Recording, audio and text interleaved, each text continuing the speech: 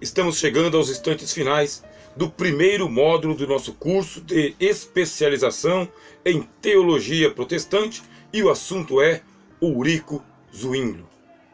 Vimos que Zwinglio ele era um humanista e um humanista prático. Quando se falava em espiritualidade com Zwinglio, ele dizia o seguinte: a espiritualidade é algo estático e não dinâmico. Qual é a diferença entre uma espiritualidade estática e uma espiritualidade dinâmica? Zwinglio ele não queria que os cristãos que tinham formação teológica, religiosa, cristã e doutrinária com ele entrassem em crise de fé. Zwinglio dizia: você não precisa entrar em crise de fé, porque este assunto já está resolvido. Nós só podemos nos preocupar com aquilo que está em nossas mãos, não com aquilo que não está em nossas mãos. No caso, a fé, a salvação, a eleição para a salvação, os desígnios eternos de Deus, quem irá para a eternidade ao lado de Cristo e quem irá para a eternidade longe de Cristo. Não é um assunto que está nas mãos do homem. Não podemos nos preocupar com isso. Por que que as pessoas entram em crise de fé? É por falta de fé. É por dúvida. É por incerteza.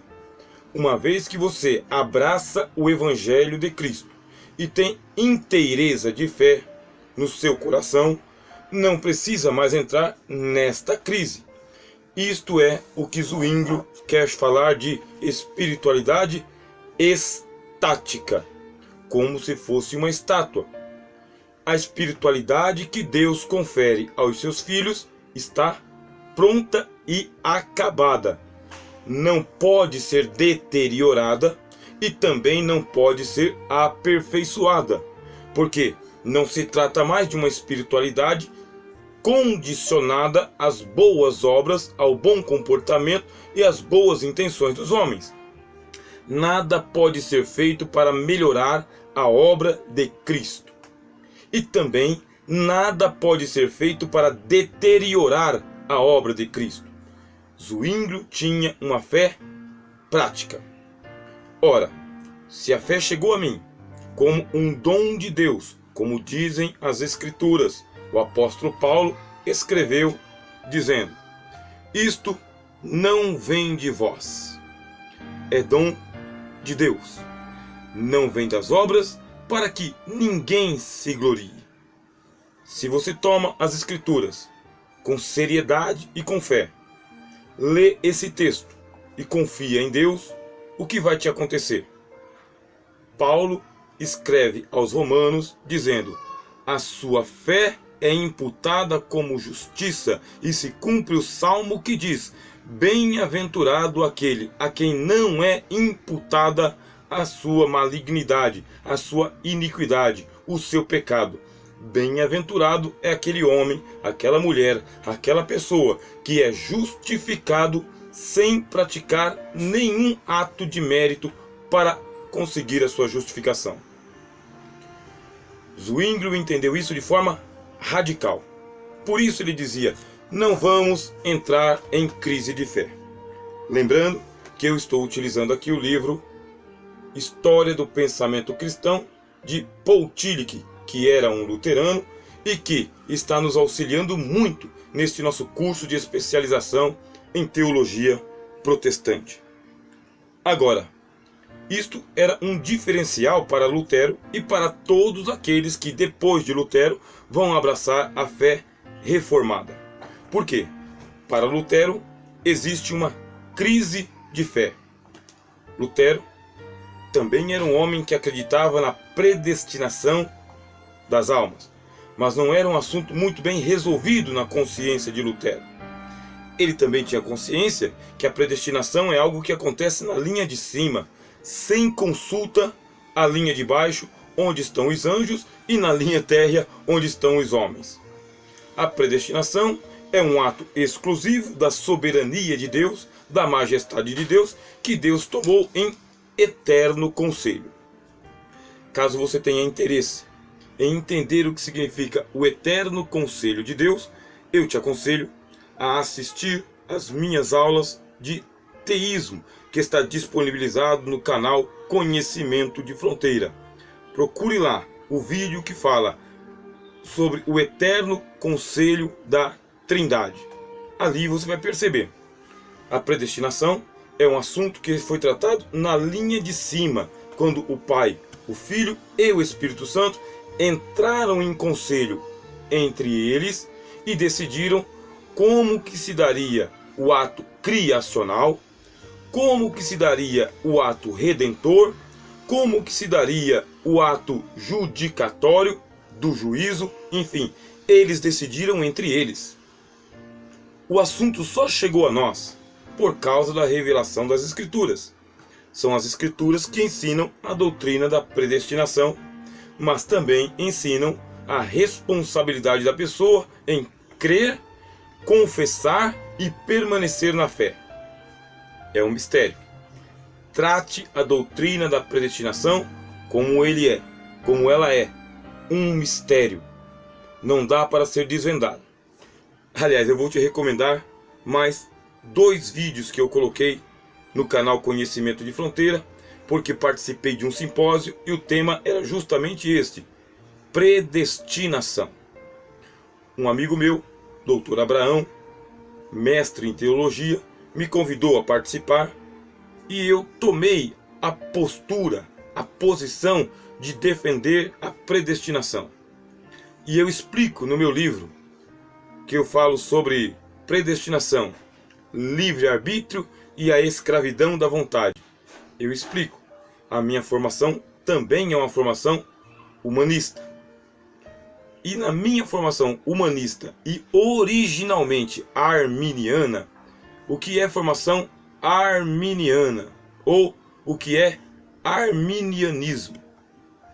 É um ponto de vista teológico ou uma doutrina teológica que diz que nós fomos eleitos pela presciência de Deus e que a predestinação não significa uma decisão absoluta de Deus aqui no nível de cima, mas que a predestinação é um processo que inclui a vontade de Deus, a vontade humana, a obra do Espírito Santo, a obra de Jesus Cristo. Quer dizer, não é uma decisão unilateral.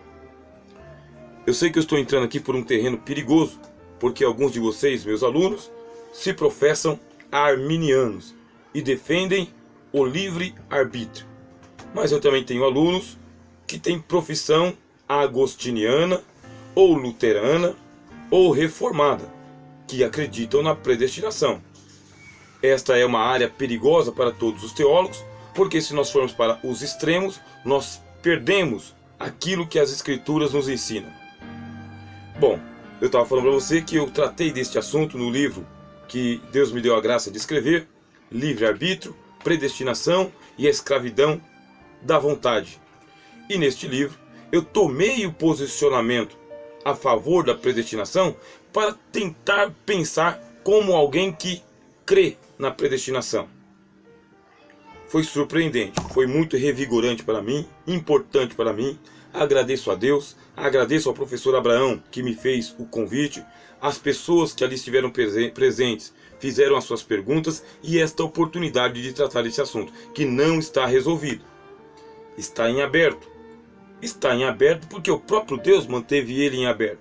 Como eu disse anteriormente, uma decisão de Deus aqui em cima, que desceu para nós através das Escrituras Sagradas, mas sem explicar.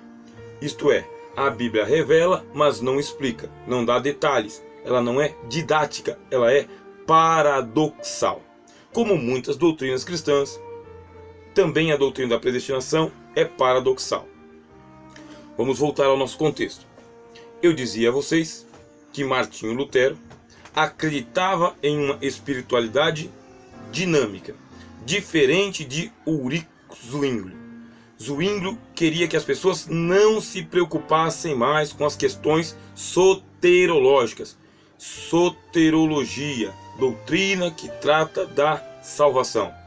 Não se preocupem, Deus já resolveu esse assunto entre Ele, o Pai, Ele, o Filho, Ele, o Espírito Santo. Aquele que há de ser salvo, salvo será de qualquer maneira e de qualquer forma e não pode se perder. E aquele que não será salvo, nada poderá fazer para alcançar a salvação. Por isso que o assunto ele é contraditório, é polêmico e precisa de cuidados para ser melhor tratado. Nós sabemos que tem alguns ramos denominacionais evangélicos que não têm filtro teológico, abraçam a doutrina sem nenhum cuidado teológico, doutrinário, apenas pegam a linha de cima das escrituras e com isso fecham a porta do reino dos céus para as pessoas, para que elas não entrem. Temos que tomar cuidado com esse tipo de denominação chamada de cristã, principalmente aqui no Brasil, onde nós estamos. E por que o cuidado com essas denominações que a si mesmo chamam cristã e que estão aqui no Brasil?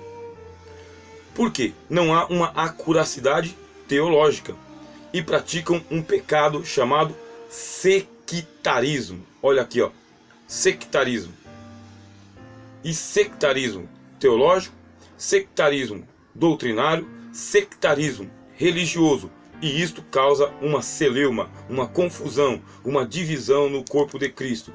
Sectarismo é listado pelo apóstolo Paulo como sendo um dos pecados da carne, obras da carne, que são as facções. O segundo pecado que se comete com o sectarismo é o exclusivismo teológico, exclusivismo religioso. Denominações cristãs aqui no Brasil são exclusivistas, sectaristas e dizem salvação só aqui, salvação só conosco, salvação só entre nós. E falam a plenos pulmões: aqueles que Deus vai salvar, não importa onde estejam, virão para cá. Aí substitui Cristo Salvador pela denominação. Deixa de ser cristianismo para se transformar em denominacionalismo. Se você quiser saber um pouco mais sobre a diferença entre igreja, denominação e ministério, entre em contato comigo e eu te mandarei o PDF. Escrevi um livro exclusivamente voltado para a teologia pastoral e eu falo a diferença entre denominação, igreja e ministério. Temos que tomar cuidado com as falhas teológicas, porque causam grandes abalos doutrinários e dão ênfase a heresias ao invés de revelação bíblica. Estamos aqui para poder defender o cristianismo e não o denominacionalismo. Porque cada denominação já tem o seu próprio ramo teológico e dificilmente vai abandonar.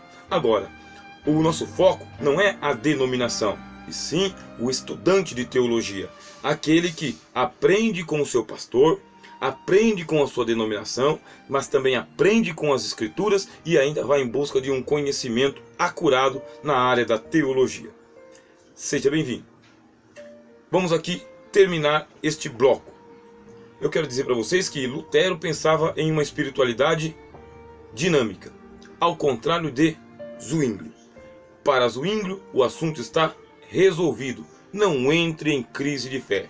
Já foi aceito por Deus através de Cristo, seus dilemas já estão todos resolvidos. O que cabe a você agora é preocupar-se com o que está nas suas mãos.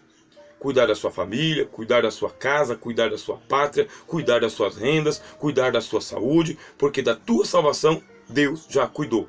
Então somente permaneça dentro da comunidade da fé que nós chamamos de igreja, como Jesus a batizou. Mas Lutero não simplificava as coisas assim. Ele dizia que a verdadeira fé, a fé autêntica, é aquela que entra em crise. Você não pode ficar fincado numa prepotência ou numa presunção, imaginando que já está salvo e deixar lá vão ter. Já estou salvo mesmo, então vou andar como der para andar. Lutero dizia não, nós temos que cuidar da nossa salvação com todo temor e tremor. como está escrito. Nós temos que operar a nossa salvação. Veja só a polêmica em que nós estamos inseridos agora. Devemos ou não devemos cuidar da nossa salvação? Por isto, Lutero dizia: nós servimos a Deus em conflito de fé, santos e pecadores, convictos de que só Cristo nos salva, mas ainda aguardamos o dia em que isto vai ser selado quando passarmos para o lado de dentro das portas do reino de Deus nos céus. Até lá, devemos nos manter sóbrios, vigilantes, austeros inclusive com a nossa espiritualidade.